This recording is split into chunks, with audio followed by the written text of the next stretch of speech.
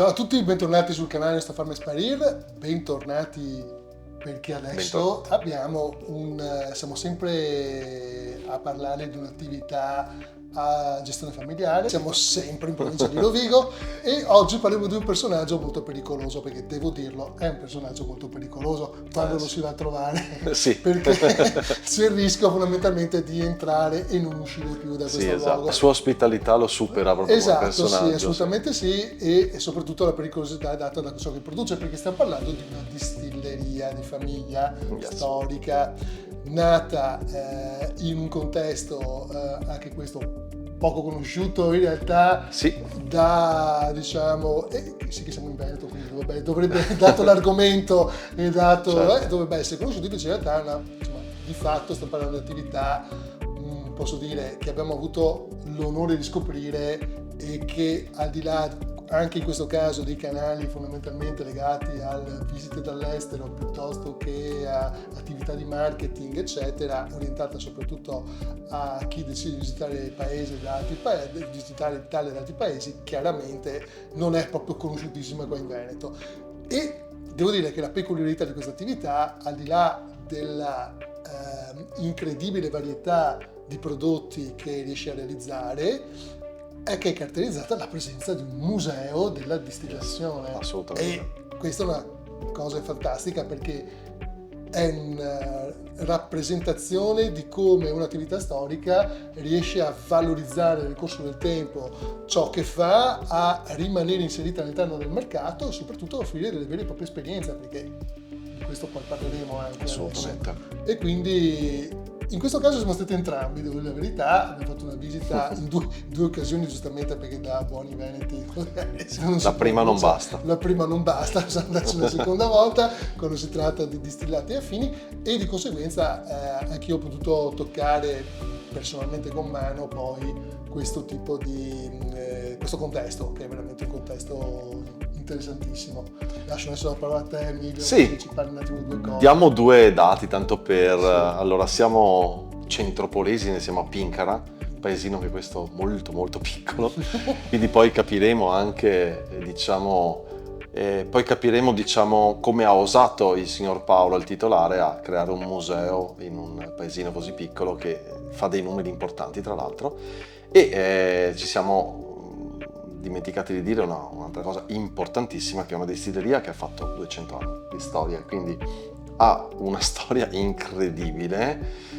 Quindi il bis nonno ha iniziato la produzione, e in realtà è una distilleria che tutti noi conosciamo ma non sappiamo di conoscere, perché abbiamo visto storicamente sempre nei supermercati, negli scaffali, i loro prodotti, ma non abbiamo mai associato il nome del prodotto, perché storicamente nascono come distillati per prodotti dolciari, quindi il famoso tiramisù piuttosto che altri, la zuppa inglese, altri dolci fatti dalla nonna, erano fatti con i prodotti di Mantovani, quindi il famoso Alkermes, piuttosto che il noccino, piuttosto che altri distillati chiamiamoli un po' poveri della tradizione, che loro hanno portato avanti.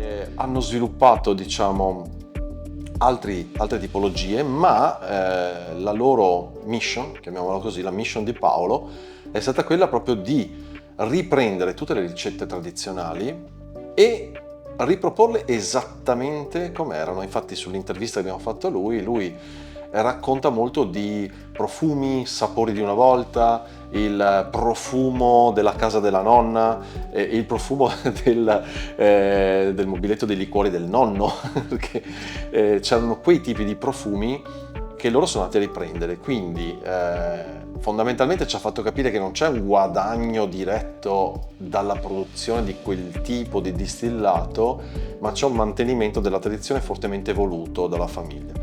Dopodiché hanno ovviamente evoluto su distillati nuovi, su prodotti nuovi. Adesso c'è una linea dedicata un po' ai giovani, e con un azzardo pazzesco che ci ha fatto assaggiare, un misto tra grappa e rum, che devo dire è eccezionale, e sta spingendo molto anche su questa nuova moda, che proprio nuova non è, però c'è una bella evoluzione del gin in questo periodo storico, e vi assicuro che il gin di Mantovani è qualcosa. Allora paragoni. Ed è stato, appunto, come diceva Paolo prima, è pericoloso andare a trovare il suo omonimo Paolo Mantovani, molto pericoloso, perché sì. appena arrivate vi potrebbe offrire un gin tonic immediatamente appena scendete dall'auto, come, diciamo, come benvenuto, o della vodka fatta da... Esatto. Che sono tutte bevande scarsamente alcoliche, Esatto. come sappiamo tutti.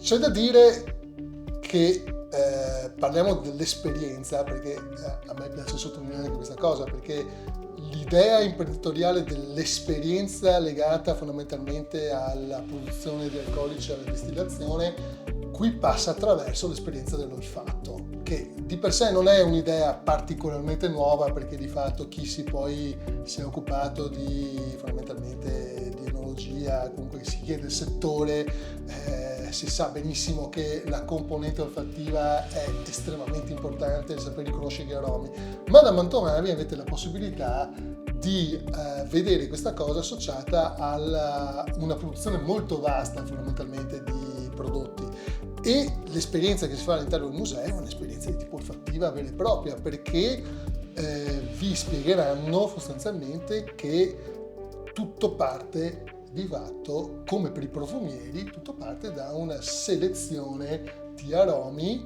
e è stupendo vedere come in realtà quasi in maniera alchemica questi prodotti vengono realizzati, ed è un'esperienza veramente unica. Tra l'altro, giustamente, come dici tu, non so se ricordi, all'ingresso del museo c'è un dispenser dove ci sono dei flaconi proprio con la pompetta da profumo per assaggiare le essenze, quindi l'esperienza olfattiva è predominante. Devo dire che per essere una struttura privata e per essere stato un museo, in pochissime rare occasioni mi sono trovato ad avere essere in presenza, scusatemi, di un luogo così ben allestito e soprattutto così molto chiaro.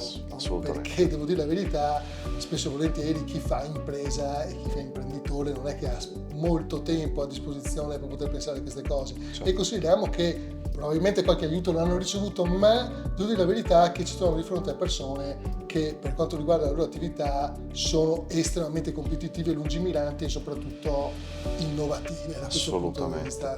Sì, non vogliamo ovviamente spoilerare troppo. No, assolutamente no. Quello che c'è dentro il museo, però potreste trovare ricette vecchie, scritte a mano, piuttosto che alambichi storici e tanto altro, quindi vale la pena assolutamente visitarlo.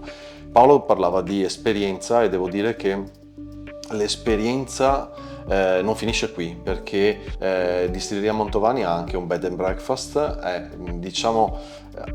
fatto questa scelta perché sono praticamente all'uscita di una pista ciclabile piuttosto famosa che parte da Verona, segue l'Adige e scende verso il Canal Bianco per proseguire, diciamo, verso il Po, e loro quindi hanno un turismo slow, chiamiamolo così, da pista ciclabile molto interessante. A me è capitato la prima volta che sono stato a fare il video che sono arrivati due ragazzi olandesi in bicicletta e ovviamente hanno degustato il gin tonic, ma hanno dormito lì, c'è anche una piscina all'esterno, quindi tradizione, innovazione, slow food, slow drink anche in questo caso.